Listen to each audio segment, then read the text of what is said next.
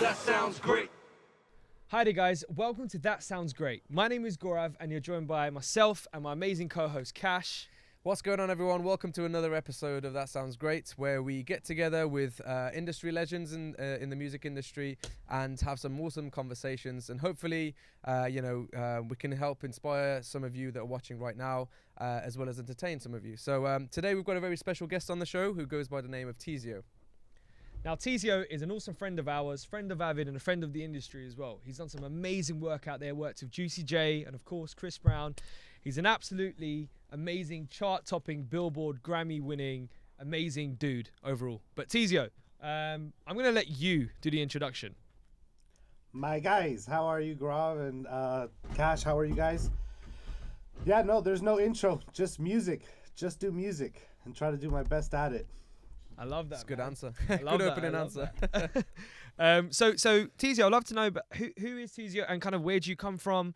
Like, kind of give us an introduction to yourself and how you started in music and kind of how you got to kind of where you are today. Yeah, so I started in music. I went to a high school in Simi Valley called Santa Susana High School, which was a music type of high school instead of like a normal high school, which has sports. So that's kind of where I started, and I was doing music sort of end of middle school into high school, through high school. And I remember there was a project that every student had to do at the school where you had to do like a report on a career that you wanted to take in and an internship along with it to complete essentially then getting your diploma from high school. So, I remember going to the music store in Simi and asking the guy who owned the music store, like, hey, I have to do this project. What are some job options that are beyond just a person who plays in a band, right? So what are other jobs that happen within the industry? And one of those was obviously recording engineering, mixing, assistant recording engineering. So it all kind of started to go that way from that point on. And so I did the whole project on a recording engineer. And from there, I started interning at a recording studio when I was 16, 17 years old. I started recording at a recording studio, or, interning. Cleaning the bathrooms, sending mail out, sending merch out, because there was a couple bands that were like signed to the label that owned the studio and little stuff like that. So it all came from that. And when I turned 18, I went to engineering school, and 3 months into engineering school, I got a gig working for Juicy J as his recording engineer. So it kind of went to that.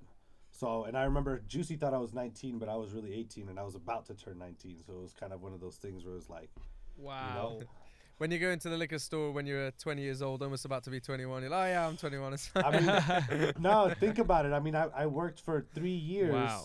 in an industry where it's like a lot of the times alcohol was a huge thing, and I never could be the one to go buy the stuff, Of Right, course, right, man. right. I mean, you said that you was actually 18 at the time that you worked with Juicy J. Yeah, so I was right out of high school. Dude, great. you never hear of that story. He's like, Nah, yeah, you don't. So, but Yeah, what was it about engineering that you got in that made you want to get involved in it and not want to become a musician like most other people that would? Well, I like to be? think that I started to look at it with logic, and it's like being a musician, and at that time rock was kind of a thing. Like in Right. 2000 and from like 2013, 2003 to 2008. It was pretty pop rock driven. You had Fall Out Boy, you had all these type of alternative rock bands. So that was always the thing, right? And once I started to get older, and by the time I was turning 17 and 18, things started to slightly change. The mixtape game for rap started getting really hot. Things started to change within the music industry, and so obviously I wanted to be a recording engineer and possibly play in a band if possible, but then it got to the point where I just wanted to be a recording engineer. You know what I mean? Because Right. I fell in love doing that, and I knew that playing in a band was something that like wouldn't take me very far, and I'm glad that it wasn't something that I pursued, because now, I mean, in my perspective, and I'm just thinking again logically, rock is kind of dead from my perspective. Obviously, there are other places where people are kind of like other places, and sorry, I'm just getting a call. Hold on, sorry about that.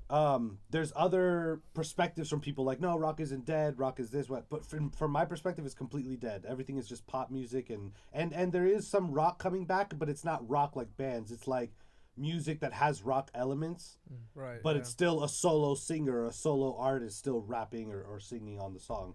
So I'm glad that I didn't really take that route.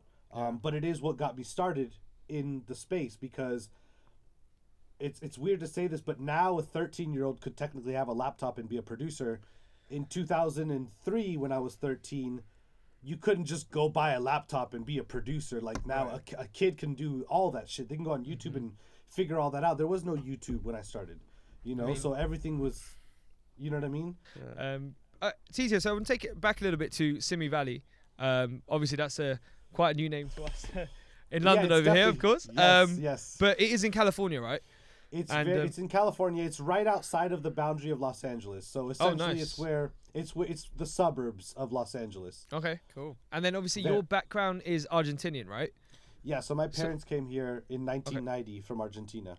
And so growing up, and obviously you've been in Simi Valley, you know, they're from Argentina. Was there like an influence from kind of the music they would listen to or they would play around the house as you were growing up? So a lot of Argentinians, and this is a really weird thing, and I realized this when I went there recently, is that they love Queen. Wow, okay? Really? They like I was talking to my cousin, and I was like, oh yeah, you know, Freddie this, and he's like, Freddie Mercury, oh my God, Freddie. Like everyone loves. So my parents, obviously, when I grew up, all we listened to was Queen. Yeah, it's weird like that. My dad, who's Iranian, he's a huge fan of ABBA. I'm like, how did you guys even hear ABBA over It's the country, like certain countries will catch those artists that are super influential. Yeah. And so in Argentina, it was like Queen is like a household name. Wow. I think it's weird though.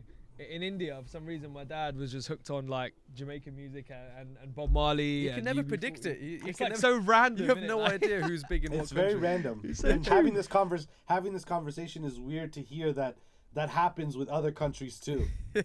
It's so You know true. Yeah, I had no idea either, to be honest. That's crazy. So in terms of your experience with Juicy J, how instrumental would you say that was in the progression of your career and where you are now? So obviously that was the beginnings of the career, and I didn't think that I would ever get to this point. Like I remember thinking back then, like, oh, maybe one day I'll get to work with someone like will.i.am or something like that. Like that's as far as I was thinking, and I was only thinking like I'll get to record him. You know what I mean? Like that was how far I wasn't thinking far at all from where I am. Like I was thinking way closer than I am now. Like I've obviously overshot that completely. But that having those thoughts at that time was crazy to go from that to where I am now. And to be honest, like it was super influential because I didn't know anything about anything. I mean, like I'm talking, I used to get cussed out every fucking day from Juicy for everything.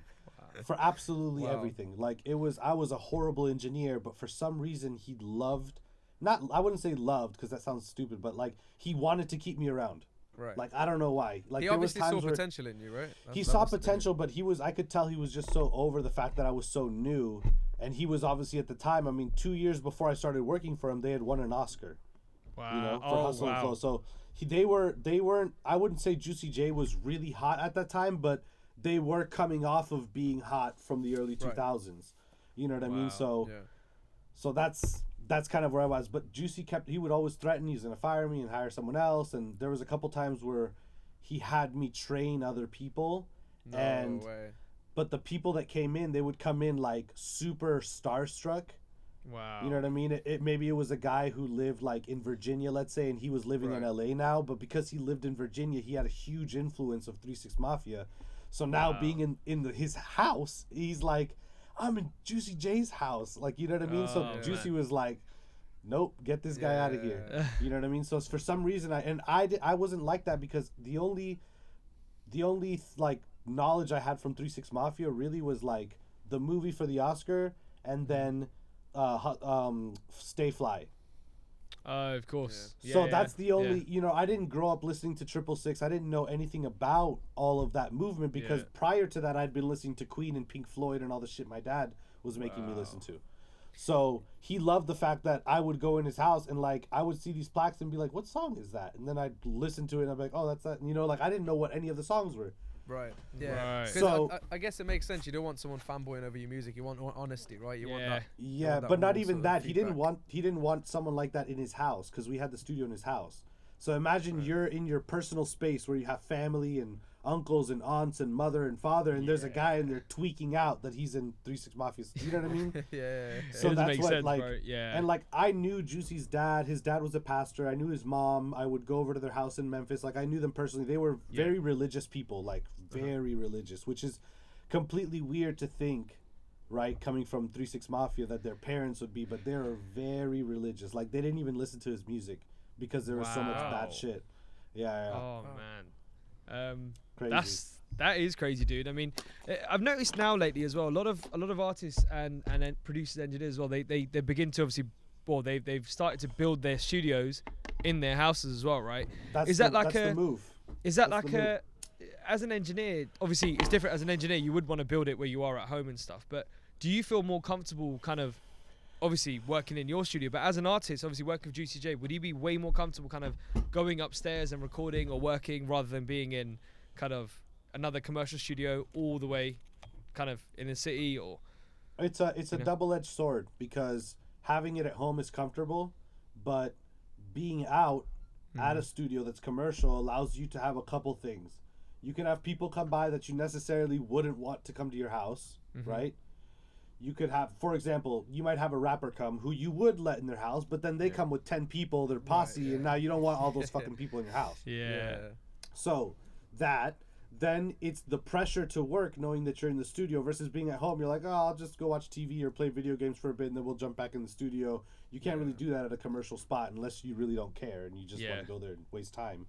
But there's a couple things that are good in both. It's a double-edged sword, right? It's like good things on both ends and bad things on both ends.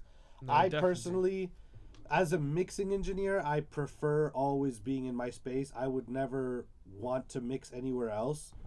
As a recording engineer, I'm very nose up, if you know what I mean, like just very snooty about what studios, because I need the studio to be like extremely comfortable, extremely clean, extremely like vibey. Like I'm very like anal about studios. Like people have been like, oh, can you come work at the studio? And I'll be like, what studio is that? And I'll look it up and I'll be like, I'm not working there. That shit looks dingy. And I've just gotten like that because working in so many shitty studios, you know, after you've made it, you never want to go back to that, right? And also, we've had a lot of traumatic experiences, if you know what I mean. Not traumatic like losing a fucking father or something, but traumatic as in getting cussed the fuck out, technical issues, all that shit, where you're like sweating and losing your shit. I've had all that happen and I hate that, and I don't ever want to feel like I'm back in that. Like my studio is just windows, like my all behind there. Wow. It's just Bro. all windows. I want to feel like I'm on an island when I'm in the studio. The amount of people that I've said to your studio has light. That is the most important thing, man. It's just like daylight. Like, You need you're not daylight. blocked away. I love light. I can't. Oh, if man. it's dark in here, even at night, I put it really bright so it looks like daylight in the studio. That's the thing, because a lot of people have like those really dingy looking lights, those Yeah. LED lights, and it just like looks like I don't some do kind any of of man that. cave. But Too it's, much. You're It's much too more much. of a fan of the sort of wider light. Yeah, and approach. that comes from having traumatic experiences of working in a studio and being locked for 14 hours in a room, and then you go outside, it's 8 in the morning, the sun's like, I'm not with that. I don't like it at all. I agree, man. I'm going to take it back a little bit to kind of when you were working in the studio and artists and stuff like that. But so I just want to know a little bit about, obviously, you and Chris Brown. So we haven't actually spoken too much about it, but you guys have obviously built a relationship, and you guys have, like, you know, built a friendship and obviously a music, what's the word? Like, you guys have bonded very well, right? Like, you guys work very definitely. well together. Yeah. How did Yeah, that start, and how did that relationship blossom? How did you guys get to the point where you are today? So it took time. CB is patient for what it is, right? I wouldn't call him extremely patient, but I would say he's more patient than a lot of artists who are a lot smaller than him. One thing about it that really set us off was when I started working for him. I remember the first day I walked, or I was already in the studio, obviously. I'm that type of guy where I'm at the studio an hour early, ready. I'm at the desk Nice. waiting to record. But when he got there, he's like, "Yo, are you the new engineer?" And I was like, "Yep." And I was like, and I already knew what song we had to do because they had prepped me for what he was gonna do when he walked in. And so I was like, "Yo, I have the song up. Are you ready to start?" And he's like, "Yo, I like this guy." And then boom, from there it kind of like that kind of set him in a place where he was willing to now be open. Yeah. Because he said, like, right off bat, he was already what I needed him to be. So that kind of set it, instead of, because he could have come in and definitely just been more testy with everything with me. Right. But because I initiated first and he knew, like, okay, he's demonstrating to me that, you know, he can do this on day one. Yeah. So from then on, everything was smooth. We had a lot of there was some communication issues, but for the most part, I was able to get it a lot better because he had gone through many engineers before me. So he had one main engineer, and they had tried a bunch of engineers to replace that guy, and then they couldn't do it. They kept sending the guy home. So then they eventually got to me, and then I stuck. So that was good. Did you know about that going into it? No, I didn't actually. I found out later because I was like, because other people were like, "Oh yeah, I did that," and then I didn't go back or whatever. So I was like, "Oh okay." Yeah, I think if you'd have heard that before, you might have had some sweaty palms, I think, going into that session. Yeah, definitely. I mean, I had sweaty palms anyways, and to be honest, I had sweaty palms for probably a year and a half after that first day. Wow. Every time, because I was so nervous that I was gonna, and when you get more nervous, you kind of choke up more, like you tend to fuck up more. So it was like finding a balance between having a natural what's it called, nervousness, but then at the same time still being kind of confident, Right. He must be aware of that though. He must know the impact he has on people that have of meeting him for the first time or the first few times. I mean, I think he does, but when it comes to this type of stuff, which is the work mode, like people like me are supposed to not see him like other people. You know what I mean? Just because then things get tricky. You know what I mean? Like the thing about me, like CB probably trusts me more than anyone in his crew as far as like his privacy or any of those things, because I don't do anything that steps out. I'm just chill. If I see he's not in a good mood that day, whatever, I have my bad moods too. If he's not in a good mood, I'm not going to talk a lot. I'm just going to get the work done and go. If I see he's in a good mood, I'm going to be there to uplift and continue that positive. You know what I mean? And it happens to everyone. I wake up sometimes I'm not in a good mood, So it's just like I know how to be around him and how to be there when he needs me and not be in his way when he doesn't. Yeah, and that's the most awesome important thing you can do. That's awesome really, to hear. I mean, it's like when you're in the studio and like obviously like outside of the studio, like everything is everything, but as soon as you step in, it's like that work mode becomes a thing, and everyone's on the same line, and I think that is so well respected. That engineer, the producer, the writers, they all become kind of one line, and in some instances, the artist actually goes below them because they're actually observing what the other guys are doing, and it's beautiful to see that, man. Yeah, it's like a light switch you turn on as soon as you like we're here having fun, we're smoking, we're telling jokes, but as soon as you sit at front of the computer, the jokes are over, and now we're starting to cut this record or whatever we're doing. Yeah, no, that's awesome to hear. And obviously, you've been around Chris Brown's team for a few years now, and you've been a part of his huge journey. I was just curious to get your input on like how you think his sound has changed, and how influential would you say you were as part of that change? Let's see. I think it's weird because he's such an artist that like kind of has lasted, I would say, longer than most artists. I mean, Drake is up there with him. Lil Wayne is up there with him with longevity in their career, right? So Chris has gone through. Kanye is another one. Right. Chris has gone through the whole change from 2005, which was pure CD-based sales, right? Yeah. All the way through the different eras of music that happened. I mean, hip-hop was not what it was in 2005, then in 2009, then in 2011 or 12. Like, it changed. And so sorry, I just got a text. I got to fucking but yeah, so he's managed to stay within what he does, and the good thing about it is, like, for example, you'll notice that the records from 2 or 3 albums ago, there was dance records on there, like 4 on the Floor, type of like EDM tracks, whereas now on these previous 2 albums there was maybe 1 on Heartbreak, and then on Indigo, I don't think we had any. And then, you know, times are completely changing. Absolutely. So he's definitely been able, and I think part of that is just continuing to work with the newest producers, because the songs that are written, like Chris Brown will always just sound like Chris Brown, right? He's not going to, you know what I mean? All that needs to change for him to be able to continue is the music. Yeah. Right? The drum patterns, the drum selection, going from producers that maybe used MPCs 10 years ago, that sound of drums is no longer what drums sound like. Now people are using FL. So as long as we continue to move with producers, we'll always be fine. You know? Bro, I agree, man. And even like going back to like you said 2005, right? That was like kind of the starting. That was his starting point. I don't think I know any artist who layers their vocals as well as CB, bro. Like and you know what? He doesn't do too much. A lot of people and that's another topic that I would love to discuss is just overthinking. Overthinking is just fucking, it drives me crazy, but he doesn't overthink it, and the recording process is not overthought either. It's on the hook. If it's either a lead on the hook or it's a 4-stack on the hook. It's one of the two, depends on what it is. And the 4-stack is 4 stacks of the same note, which would be considered the lead note, right? And then from there, it's just two notes or 2 stacks for each harmony. So you'd never presume that. It sounds like a lot more vocals, but that's just the leveling between the stacks. Yeah, that's where it comes down to your efforts, right? That's where it comes down to the blending, because if you can blend the shit right and you can blend it so that it sounds like this and not just like this, with a hollow point in the center, which is where you can create some spread with it, it sounds like less vocals. So it's all about how you mix it, but. And even like the template, like Chris's template's so easy. It's just like an EQ cutting at like 80, boosting 10K, and an R comp.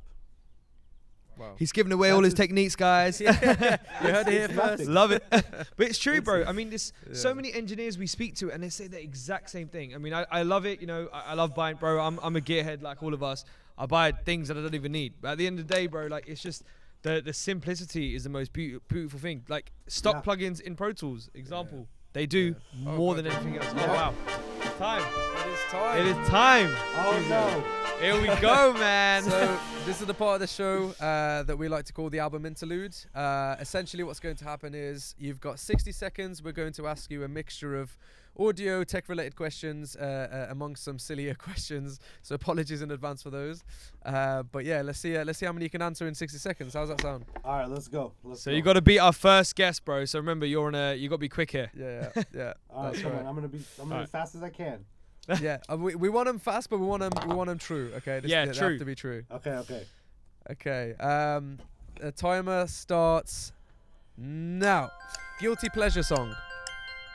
Guilty pleasure song. What the fuck does that even mean? What do you listen to, but you're secretly ashamed of listening to? Fucking. Fuck, I don't know. To be honest, I don't really listen. I don't know. Okay, right, next one. We'll skip that one. Mixing verse tracking. Missing verse tracking a lot. What is this? Just one word answers? Yeah, just anyone that you like. Template. Okay. Do you prefer books or movies? Books or movies? Movies. Digital or analog? Oh, mix of both. Have to say mix of both. It can't be just one. Fair enough. Favorite studio snack? Favorite studio snack? Cookies. Good answer. Fab Filter Q3 or the stock EQ? Fab Filter Q3. Done. Go. Favorite place to vacate? Go. Favorite place to vacate? Fuck, I don't know. Fucking Miami. All right, mixing in headphones or monitors? Monitors. PMCs. PMCs. Shout it out, PMC. We'll let him have that one. We'll have that one. Oh, that was good, man. Yeah. We had some interesting ones coming down. Some very interesting ones. I think I got you really badly on the first question. Yeah, we did. Fucked me up. I need 10 more seconds. Come on, do not do that. That was a terrible first question. Should we give him Guilty 10 more pleasure. seconds? Okay, Right, We'll give you 10 more. We'll give you 10 more. We'll give you 10 more. Come on. Ready? Give me 2 3, questions. 2, 1. You want to go? Yeah, I'll go. Okay. Ready? Go. Favorite music genre? Favorite music genre? Hip hop. Favorite compressor? Favorite compressor? Fairchild. Would you rather be a professional golfer or a Grammy-winning artist? Golfer. Oh, U87 or AKG 414? 87. Has it been 10 seconds? Oh, there it is. There's the timer. Yes, Oh, sir. that was good. That was good, man. That was way better. Yeah, you brought it back. Yeah, that was good. So Teezio, I just want to talk about a few things here now, right? So obviously you worked with Chris Brown, Jack Harlow, Little Nas X. One thing that you've heard me say many times before, by the way, your 808 slap. You know I was gonna bring it up, man. Your 808 slap. Yeah. That right? sigh says it all. It does, doesn't it? He's doing it again, man. I already know. So, how do you get them to slap like that, bro? What do you do? To be honest, I don't. There's nothing like, okay, EQ wise, I'll just pull up an EQ and figure out what frequencies are poking out. You know, when the bass moves to different notes, how certain frequencies will kind of poke out. So I'll find those and dip those down with like a little notch. You know, there's a new plugin called Surfer that actually finds the notch and it moves with the frequency as it moves. Wow. We'll talk about that later. But anyway, so I find the frequency I don't like. Cool, done. Now it's a lot more even as far as like what's poking out and not. Then lo-fi from you guys. Lo-fi is on all my 808s. I just turned the distortion up to like between 0.1 to like 0.3 or whatever on the little thing on the distortion. Then MV2 from Waves. MV2, pump it, boom, and then I use a Neutron 3 compressor to compress it, and then if I need more compression, I'll pull up the Wolf from Goodhertz. There you go. We've just saved our listeners and viewers some YouTube tutorials, I think. Oh, we definitely have. And the rest is leveling and gain staging. Oh, gain staging is one of the most important things. I think I've heard so many engineers. Every engineer that I end up speaking to, they always say the most important thing is gain staging. And now I kind of understand what they're saying. You know, it's so important. It's how you get everything loud to to then not, because what happens is you can't just like start low and then at the very end just push everything out. You can't do that. And it gets to move in steps. Yeah, you got to move in steps. So I agree. Important. Sounds good. So speaking of mixing and that process in general, how involved was Chris Brown in each session? Did it depend on the session or the song, or depend on his mood? For recording purposes or for what? For mixing. For mixing, he doesn't come to my house. He doesn't join in on the mixing process. He's literally, we record the song, and then when he wakes up the next day, I'm already mixing. You know, and then I send it to him. I've pretty much gotten it to the point where I can get it to where he loves it without any notes. That's crazy. The only note I'll ever have is like, can you turn up the ad-libs at the end? Yeah. You know, small things like that. But I've got his sound perfect. Like, I can do it. I don't even reference my reference when I mix his music. Wow. I don't have to reference it because first of all, my reference is just whatever. Especially to me, like, it sounds like shit. But for me, I know exactly what I need to do to his voice to get it to sound like I normally make it sound, right? So it's just like, that's the only artist that I don't need a reference, because I'm the one who recorded it, and then I'm the one who, you know, mixing it. You've mastered his sound. Yeah, and then going back to kind of what we were saying about earlier, like recording, obviously. So would you go to like commercial studio? Is it like a hideaway place, like a secret place that you'd record in? No, we used to go to commercial studios, and then he built a studio in his house. So now he has a house studio. So when he wants to record, he'll just call me, and then I'll drive over there. Nice. He lives like 10 minutes from me. Wow. And then I'll just go to his house, and then we'll record, and then I'll come home. And then if I need to mix something, I'll usually like wake up first thing in the morning and start mixing it. Wow, you know what's sick, right? What I was saying earlier was like, as engineers and like people working as engineers and mixers, bro, they're becoming such a back in the day they were never rated as much as they are now, and now they're becoming such a brand and it's such a business, and it's so beautiful to see that it's like a producer, engineer, writer, they're all becoming artists. You know, they're all becoming this artist now. I'm gonna say this in a lot of cases, and it's not the case with me and Chris, because Chris is such a like iconic music person who really knows his shit, but there's a lot of cases with other artists where you're the guy making everything fucking happen. Like, you're the guy, like, yo, you gotta back up from the mic, you're gonna distort. Yo, maybe you can try saying it more like this, or maybe you should use this line. What do you think if you rhyme it with, like, there's a lot of times where the engineer is the showstopper of the show, because that guy is making everything happen, and the artist is just following his direction. You know, like, there's some people that I've worked with in the past who are new to music, or new artists who want me to record them or mix or whatever, and I run the whole show. Here we're gonna do this. Here we're gonna do some stacks, and then we should do some harmonies for the back half of the hook, so it sounds like it lifts from the first half of the hook. That type of stuff. And I know all this just from working in sessions with big artists and producers. I'm obviously the one watching how they create a song, right? And how they're able to take a record from the verse and then lift it to the pre-hook and then lift it to the hook even higher. And by lift, I mean by either stacking vocals or creating harmony parts where one section doesn't have the harmony and then one section does have the harmony. You know what I mean? And then on the second verse, now you're introducing stacks or backgrounds into the verse. So because maybe the first verse, there's no backgrounds or stacks or anything like that. Right. So you're lifting the record and you're growing it towards the end. So knowing how to create a song is not just writing a hook and writing 2 verses. You know, there are things and elements that need to change to make the record feel like it's going through these pieces, you know, and wow. Even like, for example, like I'll work with an artist and I'll be like, yo, this verse is too long because it feels like I'm getting to this part and I'm kind of getting bored and I want the pre-hook to come. So I'll shorten it and we'll do a shorter verse, and then maybe the pre-hook hits and we're like, look, the pre-hook is too long, but what we could do is we can make the second pre-hook be twice as long and make the first pre-hook only be half as long. That way it gets to the hook faster because you got an 8-bar hook, right, let's say, or a 12-bar verse. Yeah. And then you go into this 4-bar pre-section, and then boom, now you're into the 8-bar hook or 16-bar hook, depending on how, if it's a double hook or a single. So there's all these things that are outside of what an engineer would be normally doing, right. But because I'm such a person that doesn't just sit around and be complacent with what I'm doing, and I always want to do more and be better and stretch out and not just do recording or not just do mixing. You know what I mean? So doing that, now I can record with an artist and I'm literally like writing the record with them in terms of like, yo, this melody, this sounds like a verse melody. We should make this the verse. And then this sounds like a bridge, so we should just save that for later. You know, that type of stuff is just something that I've really become keen to because I'm around so many songwriters and producers and I learn from them. And it's not like, hey man, what do you do? It's just observing. It's just listening. And you know, I'm recording and Chris is like, yo, the pre-hook feels too long, we need to cut it shorter, so I'm cutting it shorter now. And this is all registering in my brain, like, okay, that's what it feels like for something to not feel right. You start to, and it's all feeling. This is not like, oh, the hook should always be 8 bars. No, it's like, how fast is the record?